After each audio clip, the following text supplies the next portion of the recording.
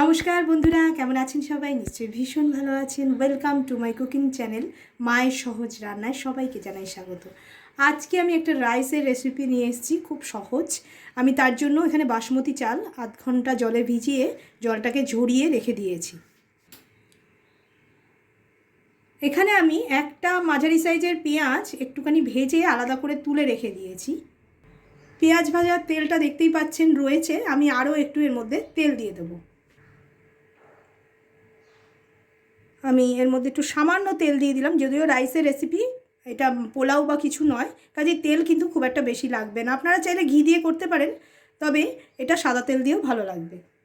তেলটা গরম হয়ে গেলে আমি একটা শুকনো লঙ্কা ফোড়ন দিয়ে দিলাম, আর দিলাম কিছুটা সর্ষে, কালো সর্ষে। এর সঙ্গে দিয়ে দেবো আমি কারি পাতা।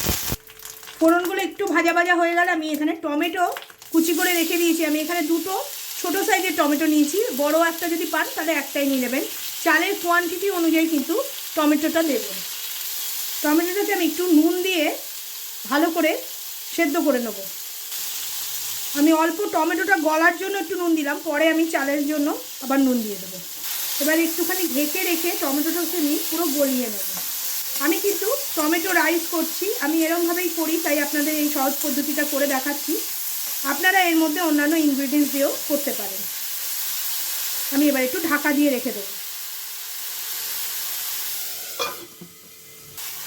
টমেটোটা দেখুন গলে গেছে একদম। এবারে চালের সঙ্গেও আমাদের গলাতে হবে, সেই জন্য এর থেকে আর বেশি গলাবেন না। তবে টমেটোটা কিন্তু দিয়েই চালটা দিয়ে দেবেন না, টমেটোটাকে ভালো করে একদম পিউরির মতো করে নেবেন এরকমভাবে, তারপরে দেবেন। আর টমেটো টুকরো করে দিলেই বেশি খেতে ভালো লাগবে।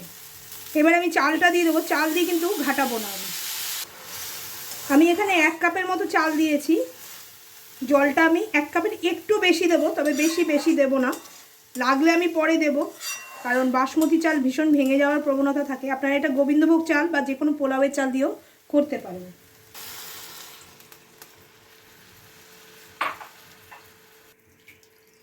আমি যে কাপটার মাপ নিয়েছিলাম সেই কাপেরই 1 কাপের একটু বেশি আমি জল দিলাম।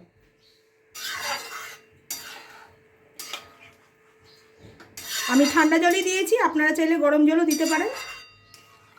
ঠান্ডা জল দিলে কুকিংটা একটু স্লো হয়ে যায়, টেস্টের কিন্তু কোনো সেরকম হেরফের হয় না। এবার আমি নুন দিয়ে দেবো। আমি এখানে চালের পরিমাণ অনুযায়ী নুন দিয়ে দেবো, বেশি নুন দিচ্ছি না। আমি মিষ্টি এখানে দিচ্ছি না, আপনারা যারা মিষ্টি খাবেন তারা কিন্তু দিয়ে দেবেন। এখানে আমি দুটো কাঁচা লঙ্কা কেটে রেখে দিয়েছি, সেটাও দিয়ে দিচ্ছি। এবারে জলটাকে আমি টকবক করে ফুটতে দেবো। জলটা একটু ফুটে উঠলে আমি কমিয়ে ঢাকা দিয়ে রেখে দেবো। তাহলে আমার তৈরি হয়ে যাবে টমেটো রাইস। খুব সহজ এবং সুন্দর রেসিপি। একটা রান্না দিয়েই কিন্তু আপনারা মোটামুটি যে কোনো মিল কমপ্লিট করে নিতে পারবেন। এর সঙ্গে সেরমভাবে আর কিছু তরকারি লাগবে না, লাগলে আপনারা নিয়ে নিতেই পারেন।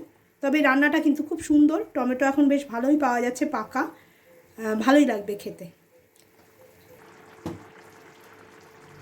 দেখতেই পাচ্ছেন জলটা অনেকটা টেনে গেছে, চালটা অনেকটা ভেসে উঠেছে। এই সময় আমি একটু ধনেপাতা কুচি করে দিয়ে দিচ্ছি। পেঁয়াজ যে বেরেস্তাটা করে রেখে দিয়েছিলাম সেটা একটুখানি দিয়ে দিলাম। এটাতে কিন্তু টেস্টটা অনেক সুন্দর হয়। আর আপনারা যারা নিরামিষে করবেন তারা পেঁয়াজটা অফ করে দেবেন। আলগা হাতে একটু নেড়ে দেবেন যাতে ধনেপাতা আর পেঁয়াজটা ভেতরে একটু ঢুকে যায়। চালগুলো দেখুন কত সুন্দর লম্বা লম্বা আস্তে আস্তে হয়ে যাচ্ছে। এটা আমি এবারে স্লো ফ্লেমে ঢেকে রেখে দেবো যতক্ষণ না পুরো জলটা শুকিয়ে যায়। দেখুন একদম চাল সেদ্ধ হয়ে গেছে। এই যে একটু একটু জল আছে, এটা কিন্তু একদম ঠান্ডা হলে টেনে যাবে, কড়াইতে একটু স্ট্যান্ডিং টাইম দিলেই।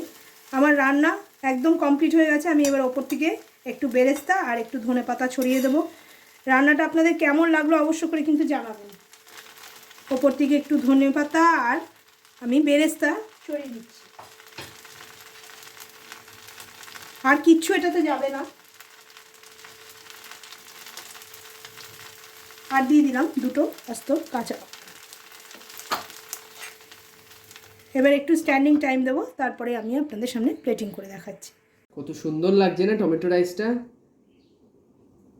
যে কোনো দিন, যে কোনো সময়, যে কোনো মিলে কিন্তু বানিয়ে খেতেই পারেন অবশ্যই আপনারা। কত কম টাইমে আর কত কম ইনগ্রিডিয়েন্টস দিয়ে তৈরি হয়ে গেল সুন্দর একটি টমেটো রাইসের রেসিপি। আশা করি সবার আপনাদের খুব ভালো লেগেছে। আপনারা কিন্তু মনে করে এই রান্নাটা অবশ্যই করবেন, আর বানানোর পরে কিন্তু রান্নাটা আমাদের কমেন্টের মাধ্যমে অবশ্যই লিখে জানাবেন। আর ভিডিওটাকে বেশি বেশি করে লাইক করবেন, আর যারা এখনও সাবস্ক্রাইব করেননি তারা সাবস্ক্রাইব করে দেবেন। বন্ধুবান্ধব আর রিলেটিভসদের সাথে বেশি বেশি করে শেয়ার করবেন। আর আমাদের একটা ফেসবুক পেজ আছে মায়ের সহজ রান্না বলে, ওটাকে অবশ্যই ফলো করে দেবেন এমনি আরও নতুন আর সহজ ধরনের রান্নার নোটিফিকেশান পাওয়ার জন্য। ধন্যবাদ।